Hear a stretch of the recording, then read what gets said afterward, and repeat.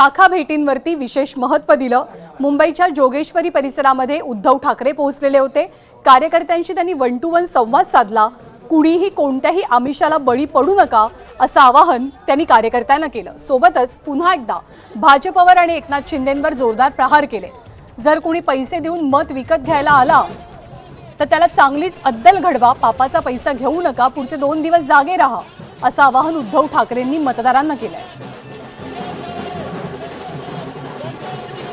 जागे राहा आणि पैसे वाटायला जर का त्यांच्याकडून कोण आलं सरळ 2 कानपटक मारा आणि पोलिसांच्या ताब्यात द्या। आणि सर्व जनतेला सुद्धा सांगतोय, माता भगिनींना सांगतोय की त्यांचा पापाचा पैसा आहे, भ्रष्टाचाराचा पैसा आहे। तो पापाचा पैसा घरात घेऊन आपलं आणि आपल्या कुटुंबियांचं आयुष्य बर्बाद होऊ देऊ नका। सत्तापेक्षा सत्य महत्वाचं आहे। आणि आजच्या प्रचाराच्या शेवटच्या दिवशी ज्युनियर ठाकरे बंधूंनी मुंबईच्या वेगवेगळ्या ठिकाणी जाऊन प्रचार केला।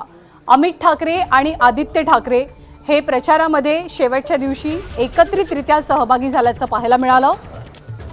आजच्या शेवटच्या दिवशी त्यांनी भायखळा, वरळी, दादर आणि माहीममध्ये, दादर, वरळी, माहीम हे एक प्रकारे ठाकरेंचे बालेकिल्ले मानले जातात, तिथेच आदित्य आणि अमित दोघांनी एकत्रित प्रचार केला। अनेक शाखांमध्ये दोघांनी भेटी दिल्या, रॅली काढली, मतदारांना आवाहन केलं। त्यामुळे ठाकरे ब्रँड येत्या निवडणुकीत कसा आणि किती यशस्वी ठरतो याचं उत्तर 16 तारखेला मिळणार आहे।